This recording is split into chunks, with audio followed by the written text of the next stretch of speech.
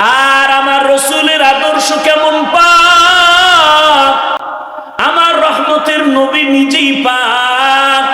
আল্লাহর জাতের কসম, আমার এই জমিনে যতদিন পর্যন্ত রসুলের আদর্শ কায়েম হবে না, ততদিন পর্যন্ত চাপাবাজি চলবে, জমিনে শান্তি আসবে না। কারণ এই জমিনে একটা মাত্র আদর্শই পিওর এবং পবিত্র, সেই আদর্শ হলো মদিনাওয়ালা নবীর আদর্শ। এক কথায় দুনিয়ার সব আদর্শগুলো নাপাক, রহমতের নবীর আদর্শই হলো পাক। ওয়ান-নাজমা ওয়াশ-শাজারা ইয়াসজুদান وفضل زمانا على زمان كما فضل مكانا على مكان وإنسانا على إنسان ونشهد أن لا إله إلا الله وحده لا شريك له لا ضد له ولا ند له ولا مثل له ونشهد أن سيدنا وسندنا وحبيبنا وحبيب ربنا وطبيب قلوبنا ومولانا محمدا عبده ورسوله اللهم صل على محمد النبي الأمي وعلى آله وسلم تسليما وبعد فأعوذ بالله من الشيطان الرجيم بسم الله الرحمن الرحيم وما خلقت الجن والإنس إلا ليعبدون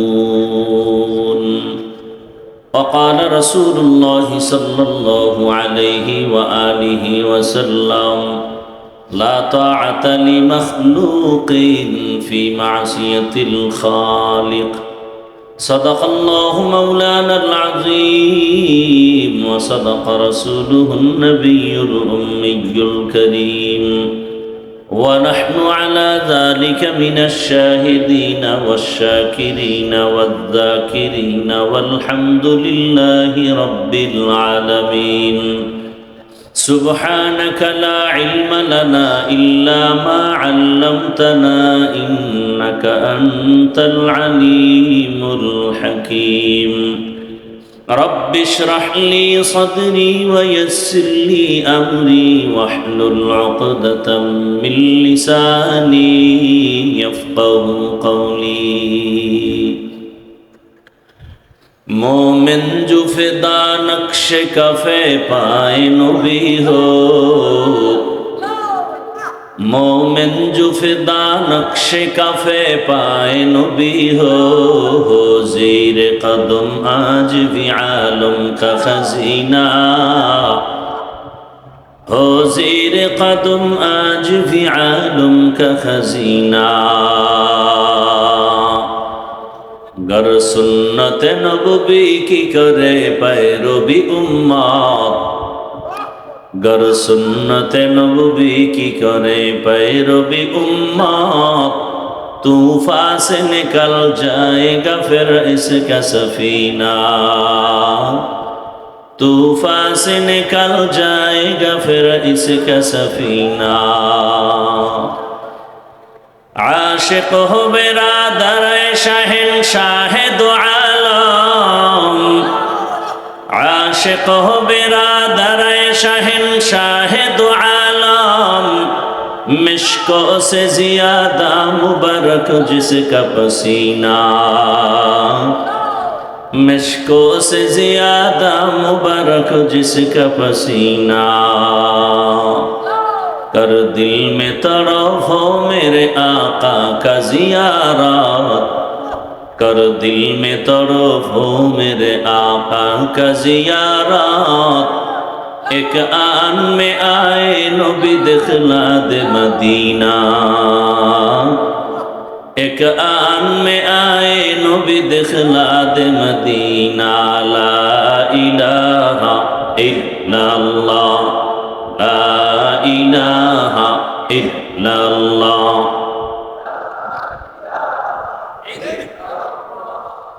ला इलाहा इल्लल्लाह, ला इलाहा इल्लल्लाह, ला इलाहा इल्लल्लाह, ला इलाहा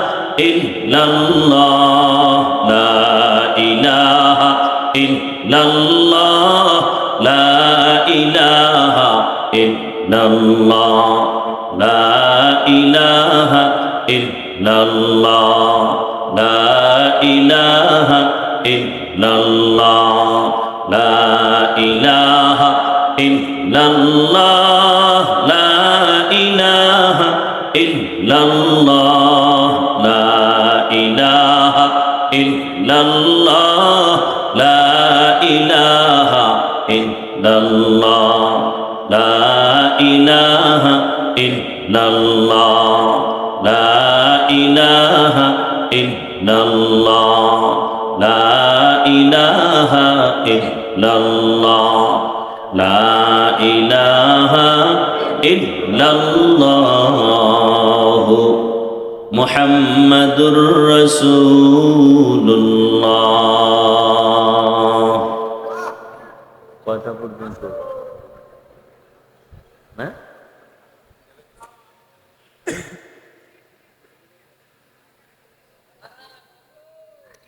আন্তর্জাতিক সিরাত কনফারেন্স কর্তৃক আয়োজিত আজকের এই ঐতিহ্যবাহী সাহারাওয়ার্দী উদ্যানে আয়োজিত মহা এ সম্মেলনে উপস্থিত মোহতারাম সম্মানিত সভাপতি, প্রধান অতিথি, বিশেষ অতিথিবৃন্দ, হযরত উলামায়ে কেরাম, বিভিন্ন জায়গা থেকে আগত আল্লাহ পাকের আশিকিন, জাকিরিন, শাকিরিন, মুহিব্বিন, মুরব্বিয়ান এজাম, কলিজার টুকরা, সমবয়সী যুবক বন্ধুগণ, স্নেহের ছোট ভাই, পর্দার আড়ালে মা বোনেরা, আল্লাহ পাকের দরবারে শুকর যে আল্লাহ পাক আমাদেরকে সুস্থ রেখেছেন, আলহামদুলিল্লাহ। জীবনের এক অমূল্য সম্পদের নাম সুস্থতা। টাকা পয়সা বাড়ি গাড়ি সব আছে, কিন্তু আপনি অসুস্থ, জীবনের কোনো দাম। টাকা পয়সা বাড়ি গাড়ি তেমন নাই, কিন্তু আপনি সুস্থ, আপনার মতো সুখী কেউ নাই। আল্লাহ পাক আমাদের সুস্থতাকে দায়েমান কবুল করেন। হাজারো লাখো মানুষের ভেতর থেকে দয়াময় আল্লাহ আমাদেরকে বাছাই করে এখানে হাজির করেছেন। আর একবার শুকর আদায় করি, আলহামদুলিল্লাহ। নবীজি বলেন, আলহামদু আলা নিয়ামতি আমানুল লিজাওয়ালিহা। নিয়ামত পেয়ে যারা শুকর আদায় করবে, আল্লাহ পাকে শুকরের বরকতে নিয়ামতকে তাদের জন্য স্থায়ী করে দিবেন। দরুদ ও সালাম সৈয়দুল মুরসালিন রহমাতুল লিল আলামিন, শফিউল মুজনিবিন, খাতামুন নবিয়্যিন, সৈয়দুস সাকালাইন, ইমামুল মুরসালিন, শফিয়ে আযম, রাসূল আকরাম, রহমতে আলম, নবিয়ুল আরব আল আজম, হাবিবে কিবরিয়া, আশরাফুল আম্বিয়া, সৈয়দুল আম্বিয়া, শফিয়ে মাহশর, সাকিয়ে কৌসর, আকায়ে নামদার, মদিনাহ কা তাজদার, আফতাব নবুয়ত, ফখরে মওজুদাত, সৈয়দুল মখলুকাত, হযরত মুহাম্মদুর রাসূলুল্লাহ সাল্লাল্লাহু আলাইহি ওয়া আলিহি ওয়াসাল্লামের উপর সর্বোপরি শুকর, যাদের অক্লান্ত পরিশ্রমের মাধ্যমে আজ সুন্দর আয়োজন, সময়, পরামর্শ, অর্থ দিয়ে দোয়া করে উপস্থিত হয়ে মাইক, লাইট, প্যান্ডেলের ব্যবস্থাপনার মাধ্যমে সার্বিক সহযোগিতা যারা করেছেন, প্রত্যেককেই আল্লাহ পাক খেদমতের বরকতে দুনিয়াতে শান্তি, পরকালে চিরমুক্তির ব্যবস্থা করে দিন। দেশের শীর্ষস্থানীয় হযরত উলামায়ে কেরাম জুমার পর থেকে আলোচনা করেছেন। বিশেষ করে হাজারো লাখো মুসলমানের আধ্যাত্মিক রাহবার কলবের চিকিৎসামূলক আলোচনা একটু আগে করেছেন নায়েবে আমিরুল মুজাহিদিন শাইখে চরমনাই। এর আগে বয়ান করেছেন হযরতুল আল্লামা মামুনুল হক দামাত বারাকাতুহুম, এবং আজকের এই প্রোগ্রামের মধ্যমণি হযরত পীর সাহেব হুজুর চরমনাই শেষ দোয়া পরিচালনা করবেন। আল্লাহ পাক শেষ পর্যন্ত আমাদেরকে থাকার তৌফিক দান করেন।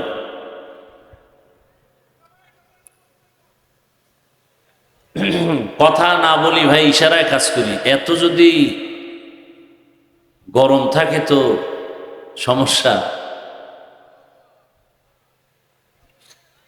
আল্লাহ সবাইকে হেদায়াতের দৌলত দান করেন। আমি আপনাদের দোয়া নেওয়ার জন্য আসছি এবং খুব সংক্ষেপ দু চারটি কথা বলার নিয়তে কোরআনে হাকিমের এক আয়াত, রসুলের একটি হাদিস পড়েছি। ওলামায়ে কেরাম যে আলোচনা করেছেন করবেন, সমস্ত কথাগুলো সহি তরিকায় আল্লাহ আমাদের আমল করার তৌফিক দান করেন। ওলামায়ে কেরামের ইজ্জতকে আল্লাহ বেশি বেশি বাড়ায় দেন। যারা বিভিন্নভাবে ওলামায়ে কেরামের ইজ্জতকে নষ্ট করার জন্য চক্রান্ত করে, লেখার মাধ্যমে বলার মাধ্যমে আল্লাহ তাদের হেদায়াত দান করেন। আল্লাহ পাকের ইলম ও কুদরতে তাদের হেদায়াত না থাকলে কুদরতের দ্বারা আল্লাহ তাদেরকে দমন করে দেন। এই কথাগুলো এজন্য বললাম যে কিয়ামত পর্যন্ত এই জাতি আর কোনোদিন নবী পাবে। সাহাবায়ে কেরাম কোনোদিন নবী আসবেন না, সাহাবায়ে কেরাম দাওয়াতের জন্য আসবেন না, আইম্মায়ে কেরাম আসবেন না, বড় বড় আউলিয়ায়ে কেরামও আর আসবেন না। কিয়ামত পর্যন্ত এই জাতি দুনিয়াতে যদি সম্মান আর শান্তি চায় এবং পরকালে জান্নাত চায়, এই সব দুনিয়া আখেরাতের শান্তি এবং কল্যাণের পথ দেখাবেন একমাত্র, শুধুমাত্র, কেবলমাত্র উলামায়ে কেরাম। এজন্য এক চক্রান্ত চলছে আলেমদের থেকে উম্মতকে আলাদা কেমনে করা যায়, আলেমদের প্রতি ঘৃণা জমানো যায়। কারণ আলেমের প্রতি মানুষের যখন ঘৃণা চলে আসবে তখন আলেমের পেছনে আর নামাজ পড়বে না, বয়ান শুনবে না, ইসলামের বাতি আস্তে আস্তে পাওয়ার কমে যাবে।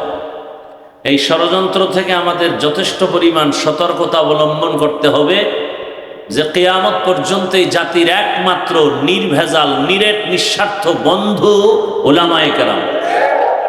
বাকিরা সব চান্দাবাজ আর ধান্দাবাজ।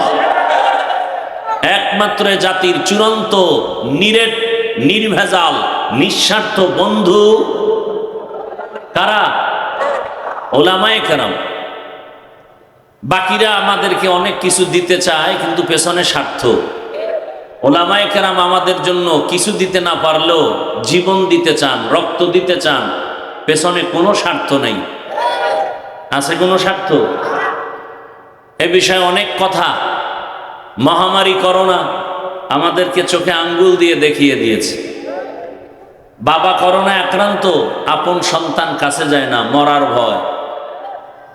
সেই সময় শত শত করোনার লাশ আমার দেশের টুপিওয়ালা উলামায়ে কেরাম আর আমাদের দেশের পুলিশ ভাইরা এই লাশগুলো নিজের তত্ত্বাবধানে উলামায়ে কেরাম কাঁধে নিলেন, গোসল করালেন, কাফন পরালেন, জানাজা পড়ালেন, কবরে রাখলেন। একজন হুজুরেও করোনায় মরে নাই। নিঃস্বার্থ খেদমত। আল্লাহ সবাইকে বুঝার তৌফিক দান করে। আর নগদ একটা প্রমাণ, আপনারা সবাই জানেন, শিক্ষিত মানুষ, আমার দেশে সরকারি বেসরকারি চাকুরি যারা করেন, বলেন তো তাদের প্রতিদিনের ডিউটি কত ঘন্টা? বলেন। নিম্নে বেতন কত? 20,000। আর টেবিলের নিচে তো আরো অনেক মুক্তার দানা পাওয়া যায়। সারা দেশের মসজিদগুলোতে যে উলামায়ে কেরাম ইমামতির দায়িত্ব পালন করেন, বলেন তো তাদের ডিউটি কত ঘন্টা? বলেন। বেতন কত? হ্যাঁ, বিবেক দিছে আল্লাহ মানুষকে, চিন্তা করেন এর থেকে জুলুম আর কি হতে পারে জমিনে। এরপরও কি কোনো হুজুর বলছে যে বেতন বাড়াও, না হয় জুমার নামাজের সূরা উল্টা পড়া হবে? কারোর সাথে খারাপ আচরণ করেছেন? বরং কলিজা দিয়া দোয়া করে, কলিজা দিয়া দোয়া করে। ব্যবসায়ীদের আল্লাহ তুমি বরকত দাও, কবরওয়ালাদের মাফ করো, অসুস্থ রোগীদের সুস্থ বানাও। এরপরেও যারা আঙ্গুল ঘুরায় ঘুরায় বলে হুজুরেরা খারাপ, আমি বলি তার 14 গোষ্ঠীর রক্ত খারাপ। আল্লাহ হেদায়াত দান করুন, আল্লাহ হেদায়াত দান করুন। ভাইরা আমার, এশার নামাজ সমাগত। আমি একটু করে আয়াত ও হাদিস পড়েছি, তর্জমাটা বলে নিই। আল্লাহ বলেন, ওয়ামা খালাকতুল জিন্না ওয়াল ইনসা ইল্লা লিয়াবুদুন। আমি জিন ও ইনসানকে সৃষ্টি করি নাই, হ্যাঁ করেছি একমাত্র ইবাদতের জন্য। নবীজি বলেন, লা তাআতা লি মাখলুকিন ফি মাসিয়াতিল খালিক। আল্লাহকে অসন্তুষ্ট করে পৃথিবীর ভিন্ন কারো হুকুম মানা হারাম। আল্লাহকে অসন্তুষ্ট করে পৃথিবীর কারো হুকুম মানা যাবে? এটা হলো তর্জমা। ব্যাখ্যা কি হবে? বলে আল্লাহকে বেজার করে পীরের কথা মানা হারাম, আল্লাহকে বেজার করে অসন্তুষ্ট করে নেতার কথা মানা হারাম। এখন একজনে যদি বলে হুজুর নেতার কথা মানা হারাম, কোন আয়াতে আছে? এরকম তার ছাড়া বহু সমাজে আছে না নাই? রসুল বলেন আল্লাহকে বেজার করা যাবে না, দুনিয়ার সব বেজার হোক, আল্লাহকে বেজার করা যাবে না। কেন? বলে দুনিয়ার সবাই স্বার্থপর, আমাকে দিছে অনেক কিছু আমার মা বাবা, কিন্তু আমার আল্লাহ যে আমাকে যা দিয়েছেন এর 1000 কোটি ভাগের 1 ভাগও আমার মা বাবা আমাকে দেন নাই। এবং আমার মা বাবা যা দিয়েছেন পেছনে স্বার্থ আছে, আছে না নাই? সোনার বাংলায় তাকায় দেখেন, স্বার্থ না থাকলে মা বাবা সন্তানকে জবাই করে কেন? এই আকাম চলে না? চলে না?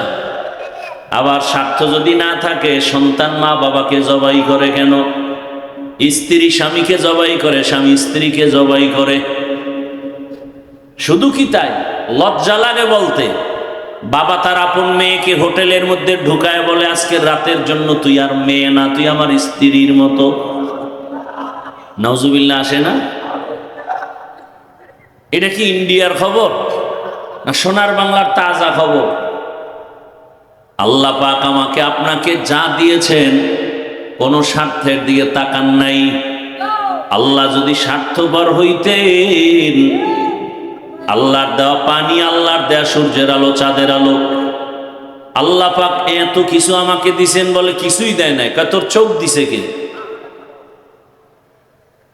আপনার আমার মতো কত সন্তান ভিক্ষা করে, 2 চোখ দেখে না, জবান আছে খায় ঠিক, কথার আওয়াজ আসে না। আমার আল্লাহ এত নিয়ামত আমাকে দান করেছেন, বিনিময় আল্লাহ কিছু চান নাই।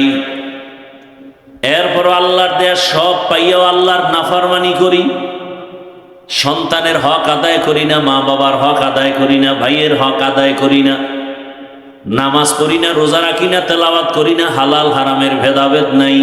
নাই তো নাই। নিজেকে দুর্বল মনে করবো? না, আরো বাহাদুরি করে। নামাজ না পড়লো দিল পরিষ্কার, আছে না নাই? শুধু তাই না, আর একটু আপডেট চালাক যারা, ওরা আমরা হুজুরদের থেকেও ভালো আছি, বলে না? বলে না? শুধু নফসের গোলামির পেছনে দৌড়ায়। আল্লাহর নবী বলেন, আল্লাহর মতো আপন কেউ নাই, এখনো নাই, পিছনেও ছিল না, সামনেও থাকবে না। যিনি নিঃস্বার্থ আমার আপন, তিনি আমার আল্লাহ। ইয়া ইলাহি মুঝসে মুঝকো दूर कर, ताके देखो मुझ में तुझको एक नजर। या इलाही तू मेरा माबूद है, या इलाही तू मेरा माशूक है। সিরাত সম্মেলন মানি রসুলের আদর্শের বয়ান, রসুলের আদর্শ মানি কোরআনুল কারীম। টোটাল কোরআন রসুলের সিরাত, কোরআনের যত আলোচনা হবে সব সিরাতের আলোচনা। কারণ এ বিষয়ে উলামায়ে হযরত তথ্যবহুল আলোচনা করেছেন। আল্লাহ দুনিয়াতে মানুষ পাঠাইছেন, এ কথা বলতে গিয়ে আল্লাহ পাক বললেন, আমি মানুষ ও জিন সৃষ্টি করি নাই, হ্যাঁ করেছি ইবাদতের জন্য। করি নাই, হ্যাঁ করেছি, এভাবে না বলে ডাইরেক্ট যদি বলতেন ইবাদতের জন্য মানুষ সৃষ্টি করেছি, আল্লাহ ডাইরেক্ট না বলিয়া বললেন আমি জিন ও ইনসান বানাই নাই, সৃষ্টি করি নাই, হ্যাঁ করেছি। ঘুরাইয়া বললেন কেন? আল্লাহ মানুষের জেহেন আর অন্তর খালি করে বললেন তোরে বানানো হয় নাই, এটা দিলের মধ্যে ঢুকা। ঢুকানোর পরে এবার একটা কথা অন্তরে জমা করো, আল্লাহ তোমাকে বানাইছেন জীবনে একটা কাজের জন্য, তোমার আর কোনো কাজ নাই। জীবনে তোমার মরণ পর্যন্ত একটা কাজ, ওই কাজের নাম হলো ইবাদত। কাজের নাম কি? ইবাদত। এখন ইবাদত কি? অনেকে মনে করে তসবিহ হাতে নাও, মাথায় ভাগরি লাগাও, মসজিদে যাও, জিকির করো, এটা তোমার ইবাদত। না না, ইবাদত কি আগে বুঝতে হবে। ইবাদত কেন করব তাও বুঝতে হবে। ইবাদত কিভাবে করব তাও বুঝতে হবে। ইবাদত কি, ইবাদত কেন, ইবাদত কিভাবে, এই তিনটা কথা বুঝার চেষ্টা করি খুব সংক্ষেপ টাইমে। ইবাদত মানুষের জীবনের প্রতিটি পরতে পরতে ক্ষেত্রে আল্লাহর হুকুম কায়েম করা, বাস্তবায়ন করার নাম ইবাদত। মানুষের জীবনের শুরু শেষ প্রত্যেকটা সেক্টরে আল্লাহর হুকুম মানা, হুকুম মেনে চলার নাম। মা খালাকাতুল জিন্না ওয়াল ইনসি বাখা জুজ ইবাদাত নিস্তে মাকসুদ আজ্জাহা। আল্লাহর হুকুম নাই এমন কোন কাজ আছে? আপনি ব্যক্তি জীবনে আপনি আল্লাহর হুকুম চালু করেন ইবাদত, পরিবারে আল্লাহর হুকুম চালু করবেন ইবাদত, জীবনে যা করবেন সব ইবাদত। এমন কোন কাজ নাই যেটা ইবাদত হবে না। সেই ইবাদতটা কেন করব? একমাত্র কারণ রবের সাথে হবে মুলাকাত, বিনিময় আমরা পুরস্কার পাবো জান্নাত। ইবাদত করব কেন? আল্লাহর মুলাকাতের জন্য। কার জন্য বলেন? আল্লাহর মুলাকাতের জন্য। ফামান কানা ইয়ারজু লিকা রাব্বিহি ফালইআমাল আমালান সালিহা ওয়া লা ইউশরিক বিইবাদাতি রাব্বিহি আহাদা। রবের যারা মুলাকাত চায় নবী জানায় দেন তারা নেক আমল করবে, তবে সাবধান, আমলের মধ্যে যেন, ইবাদতের মধ্যে যেন শিরিকের গন্ধ না থাকে। কারণ শিরিকের মধ্যে যারা ঢুকবে তাদের জন্য জান্নাত হারাম। ওয়া মান ইউশরিক বিল্লাহ ফাকাদ হারামাল্লাহু আলাইহিল জান্নাহ। রবের সাথে হবে মুলাকাত, বিনিময়ে পুরস্কার পাবো কি? ইন্নাল্লাযীনা আমানু ওয়া আমিলুস সালিহাত কানাত লাহুম জান্নাতুল ফিরদাউসি নুজুলা। ইবাদত কি? বলে জীবনে আল্লাহর হুকুম মানার নাম। ইবাদত কেন করব? রবের সাথে মুলাকাত, পুরস্কার পাবো জান্নাত। ইবাদত কিভাবে করব? সিস্টেম কি হবে? ডাক্তার বলে দিবে? বলে না, ইবাদতের একমাত্র সিস্টেম রহমতের নবীর আদর্শ অনুযায়ী তুমি ইবাদত করো। কারণ এই জমিনে একটা মাত্র আদর্শই পিওর এবং পবিত্র, সেই আদর্শ হলো মদিনাওয়ালা নবীর আদর্শ। এক কথায় দুনিয়ার সব আদর্শগুলো নাপাক, রহমতের নবীর আদর্শই হলো পাক। দুনিয়ার সব আদর্শ নাপাক, কার আদর্শ পাক?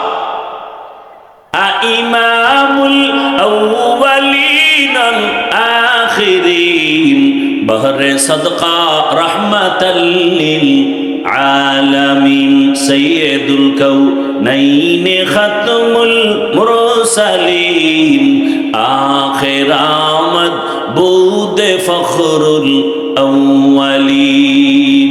দুনিয়ার সবার আদর্শ নাপাক, একমাত্র রসুলের আদর্শই হলো পাক। দুনিয়ার অন্যদের আদর্শ নাপাক কেন? মানুষটাই নাপাক, খায়ও নাপাক, দেমাগও নাপাক। জমিনের মধ্যে যত মানুষ নতুন নতুন আদর্শ আমাদের দিয়েছে, এর দেমাগ নাপাক। 3 বেলা খাইয়া যে বিড়ি টানের কেমন পাক?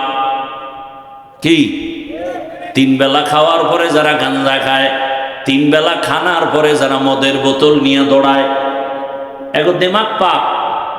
কথা বলেন না কেন? মদ পান করে কেউ জিকির করেনি, বরং মদ পান করেই মাথা পাগল, মাথা খারাপ হয়ে গেছে, বউরে মা কয়। দেমাগ পাক না। এরপরে কত আকাম করে, চোখের গুনাহ, হাতের গুনাহ, জবানের গুনাহ, অন্তরের গুনাহ, চুরি, ডাকাতি, জুলুম, অত্যাচার, সুদ, ঘুষ, সব মিলায় দেখা যায় পুরো মানুষটাই নাপাক। এর থেকে যদি কোনো থিওরি জমিনে আসে সেটাও নাপাক। আর আমার রসুলের আদর্শ কেমন পাক? আমার রহমতের নবী নিজেই পাক। আমেনা বলেন, দুনিয়ার নারীরা বাচ্চা গর্ভে আসার পরে মাথা ব্যথা, পেটে ব্যথা, কত রোগ। আর আব্দুল্লাহর সন্তান মুহাম্মদ আমার গর্ভে আসছে, আমার কোনো রোগ নাই। দুনিয়াতে বাচ্চা আসার আগে মা পাগলের মতো কান্নাকাটি করে চিৎকার, আমি আমেনার কিছু হয়নি। জমিনে বাচ্চাগুলো আসিয়া কান্নার আওয়াজ। আর আমার সন্তান মুহাম্মদ দুনিয়াতে আসা মাত্র শুকর আদায় করেছেন আমার রবের শুকর। দুনিয়ার বাচ্চা আসে খতনাবিহীন, আমার সন্তান মুহাম্মদ আসছে খতনাকৃত অবস্থায়। এবং আমার সন্তান এতটাই পাক, শিশুবেলা হইতে সব বাচ্চা ল্যাংটা থাকে, কিন্তু আমার মুহাম্মদের শরম জমিনের কেউ দেখতে পারে নাই শিশুবেলাই থেকে। শুধু তাই না, নবী যখন আসছেন, রবিজিকে আল্লাহ এমন পবিত্রতা অর্জনের জন্য জমিনের আদর্শ বানায় দিলেন। রহমতের নবী জিন্দেগিতে একটা মিথ্যা কথা জীবনে বলেন নাই। জীবনে কোনোদিন নবী কাউকে একটা গালি দেন নাই। রহমতের নবী হাজারো গালি শুনছেন, কোন গালির জবাবও দেন নাই। কেমন মায়ার নবী! রহমতের নবী কোনদিন দুটো চোখ গরম করে কারো দিকে তাকান নাই। নবী যদি গরম চোখে কারো দিকে তাকায়, ও জায়গায় আগুনে পুড়িয়া ছাই হয়ে যাবে। কারণ আমার রসুলের মধ্যে সে পাওয়ার আল্লাহ দিয়া রাখছেন। আম্মাজান আয়েশা রাদিয়াল্লাহু আনহা বলেন, নবীজির ঘাম আমি বোতলে ভরে রাখতাম আর মেশক হিসাবে, আতর হিসাবে ব্যবহার করতাম। রহমতের নবী যেখানে কদম রাখেন, ওই জায়গা থেকে, ওখান থেকে মেশকের ঘ্রাণ। কেমন মায়ার নবী! রহমতের নবীর শরীর মোবারকে মশা মাছি পড়ে না, হারাম। মেঘের খণ্ড ছায়া দেয়, সূর্যের গরম যেন রহমতের নবীর কষ্ট না হয়। রহমতের নবী এতটাই পাক, এমন এক টাইমে মক্কা নগরীতে আসছেন, মক্কার জমিনের মানুষ ছিল না পাক। নিজে বাবা হইয়া কন্যা সন্তানের গলা টিপে মেরে ফেলে, কতটা নিকৃষ্ট। মক্কার মানুষ নারী আর পুরুষ একসাথে হইয়া উলঙ্গ বাইতুল্লাহ তাওয়াফ করে। রহমতের নবীর আদর্শ নিয়া এই মানুষগুলো যখন দাঁড়ায় গেল, এতটাই পিওর আর পাক হয়ে গেল, আল্লাহ পাক লিস্টি পাঠায় দিয়া কয়, যা জিবরাইল আমার রসুলের কাছে লিস্টি দাও, মক্কার এই 10টা মানুষের আমি আল্লাহ বিনা হিসাবে জান্নাতের ঘোষণা দিলাম। তাহলে নবীর আদর্শ পাক, বাকি দুনিয়ার সবার আদর্শ না পাক। সারা বাংলাদেশের যুবকদের বলি, আজও বলে যাই, যুবক বাবারা, ব্যানার টানাও, 2 ফিট 3 ফিট ব্যানার বানায় বানায় লাগাও। 200 টাকা খরচ হলেও ব্যানার লাগাও। সারা দেশের মধ্যে আর ব্যানারে স্লোগান লেখো, দুনিয়ার সবার আদর্শ না পাক, মদিনার রসুলের আদর্শই পাক। আর একটা ব্যানার বানাও, ওই ব্যানারে লেখো, আল্লাহর জাতের কসম, আমার এই জমিনে যতদিন পর্যন্ত রসুলের আদর্শ কায়েম হবে না, ততদিন পর্যন্ত চাপাবাজি চলবে, জমিনে শান্তি আসবে না। চলবে, দিয়ে দিব সব, এইভাবে চলবে, জমিনে শান্তি আসবে না। শান্তির ঠিকানার নাম ইসলাম। শান্তির ঠিকানার নাম কি? ইসলাম। ইসলাম ছাড়া সব অশান্তি। এইবার আল্লাহ তাআলা রহমতের নবী পাঠায় দিলেন, শান্তির দূত বানায়া। আল্লাহর কোরআনও দিয়া দিলেন। এই কোরআন আর রসুলের আদর্শ দুই জিনিস যারা মানবে, এদের জন্য দুনিয়ায় শান্তি, পরকালেও শান্তি, দুনিয়ায় সম্মান, পরকালেও সম্মান। এরে নবীর উম্মতের দল, আল্লাহর কোরআন রসুলের আদর্শ ছাড়াই জমিনে শান্তি কোনোদিন কেউ দিতে পারে নাই, কিয়ামত পর্যন্ত পারবেও। আচ্ছা বলেন তো, আমরা যে কোরআন রসুলের আদর্শ মানি, ইসলাম মানি, এটা একটু একটু দুর্বল না? কি বলেন আপনারা? আল্লাহর কোরআন রসুলের আদর্শ ইসলাম এগুলো দুর্বল? মোটেও দুর্বলতা নাই। অনেকেই বলে মানুষের জীবনের সব বিষয়ের সমাধান ইসলামে, কোরআন হাদিসে আছে না নাই? বলেন। কোন বিধর্মী জিগাইল, ও ভাই তোমার ইসলাম কেমন? তা আপনি কি বলবেন? যে মানুষের সব বিষয়ের সমাধান আছে, তবে একদিক থেকে আমাকে কোরআন আর ইসলাম একটু দুর্বল। বলে সেটা কি? বলে রাষ্ট্রের ব্যাপারে ইসলামে কিছু নাই, কোরআনে কিছু নেই। কি আপনারা একমত এই কথায়? আছে? তাহলে কেন বলেন ইসলামে রাজনীতি নাই? কেন বলেন? বরং আমি বলি, সূর্যের সাথে আলোটা যেমন লাগানো, রাজনীতির মধ্যে ইসলাম নাই তো এটা রাজনীতি থাকে না, এটা দুর্নীতি হয়, পেটনীতি হয়। পৃথিবীতে রাজনীতি মানি ইসলাম। সুলাইমান পয়গম্বর গোটা দুনিয়া চালান নাই, বাদশাহ জুলকারনাইন গোটা দুনিয়া চালান নাই, ইউসুফ নবী মিশরের অর্থমন্ত্রী ছিলেন না, রহমতের নবী মদিনার রাষ্ট্র পরিচালনা করেন নাই। তাহলে আমি বলি, ফুলের সাথে যেমন ঘেরানটা লাগানো, ঠিক রাজনীতি আর ইসলাম আর কোরআন একসাথে লাগানো। ফুলের থেকে ঘেরান আলাদা হলে যেমন ফুলের কোনো দাম নাই, রাজনীতির থেকে আল্লাহর দ্বীন, ইসলাম, নবীর আদর্শ আলাদা করলে ওটা রাজনীতি থাকে না, দুর্নীতি হয়ে যায়। হ্যাঁ, আপনি রাজনীতি করেন না সেটা আলাদা। এখানে বহু আল্লাহর বান্দা আছেন যারা নামাজ পড়েন না, নাই? নামাজ না পড়া এক জিনিস, নামাজের বিরোধিতা করা আর এক জিনিস। যে নামাজ পড়ে না তাকে গালি দেওয়া যাবে না, কারণ তার অন্তরে আগ্রহ আছে, সুযোগ পেলে পড়বে। আর যে ব্যক্তি নামাজ পছন্দ করে না তাকে ছাড় দেওয়া যাবে না, কেন? তার ঈমান বিদায়ের পথে। যে আল্লাহর পর্দার বিধান মতো পর্দা করে না সে মুমিন, তাকে গালি দেওয়া যাবে না। যে পর্দার বিধানের বিরোধিতা করবে তারে ছাড় দেওয়া যাবে না, কারণ সে বেঈমান। যে দাড়ি রাখে না তাকে গালি দেওয়া যাবে না, সে মুমিন।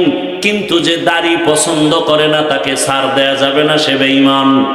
ইসলামী রাজনীতি যে করে না তাকে গালি দেওয়া যাবে না, সে মুমিন। সুযোগ পেলে করবে। কিন্তু যারা ইসলামী রাজনীতি পছন্দ করে না তাকে ছাড় দেয়া যাবে না, সে ইসলামের ব্যানারে বেঈমান। টুকু যাও সুন্নতে আহমদ কুজা বা মুহাম্মদ কে বুয়দ নিসবত তোরা মান আহাব্বা সুন্নতি কৌলে রসুল মজদায়ে কানা মাই হামকুন কবুল। এবাদত কি? আল্লাহর হুকুম জীবনে বাস্তবায়ন করার নামে ইবাদত। ইবাদত কেন করব? এক নাম্বার টার্গেট রবের সাথে হবে মোলাকাত, দ্বিতীয় পুরস্কার হিসাবে পাবো আমরা জান্নাত। ইবাদত কোন সিস্টেমে করব? একমাত্র মদিনাওয়ালা রসুলের আদর্শ অনুযায়ী। নবীর আদর্শে ব্যবসা করেন ইবাদত, নবীর আদর্শ মেনে চাকরি করেন ইবাদত, নবীর আদর্শ মেনে ঘুমান ইবাদত, নবীর আদর্শ মেনে আপনি হাসি দিবেন ইবাদত। আর নবীর আদর্শ বাদ দিয়া নামাজ পড়বেন, কাজে লাগবে না। নবীর আদর্শ বাদ দিয়া রোজা রাখবেন, কাজে আসবে না। সব কিছু হতে হবে নবীর আদর্শ অনুযায়ী। আর নবীর আদর্শ নাই এমন কোনো কাজ নাই। আঙ্গুলের নখগুলো কেমনে কাটবেন সেখানেও নবীর আদর্শ, চুলগুলো কেমনে রাখবেন কাটবেন সেখানেও নবীর আদর্শ। বুঝাইতে পারছি তো? তাহলে নবীর আদর্শ পারফেক্ট এবং পিওর, পবিত্র, বাকি সব আদর্শ নাপাক। আল্লাহ বুঝার তৌফিক দান করেন, আল্লাহ বুঝার তৌফিক দান করেন। মুসিবত থেকে আল্লাহ পাক হেফাজত করেন, রসুলের আদর্শওয়ালা জীবন আল্লাহ আমাদেরকে দান করেন। এ বিশাল প্রোগ্রাম, অনেক ওলামায়ে কেরাম আলোচনা করবেন এশার নামাজের পরে, হয়তো এখান থেকে কর্মসূচি দেওয়া হবে। তবে ইসলামকে টিকায় রাখার জন্য, রসুলের আদর্শ বাস্তবায়নের ক্ষেত্রে আমাদের কোনো কাজ আছে না নাই? কি আছে? কানে ধইরা সবাইরে নামাজি বানাবো না, একটাই পথ, বুঝাবো। কি করব? বুঝাবো এবং সার্বিক সহযোগিতা করব ইনশাআল্লাহ।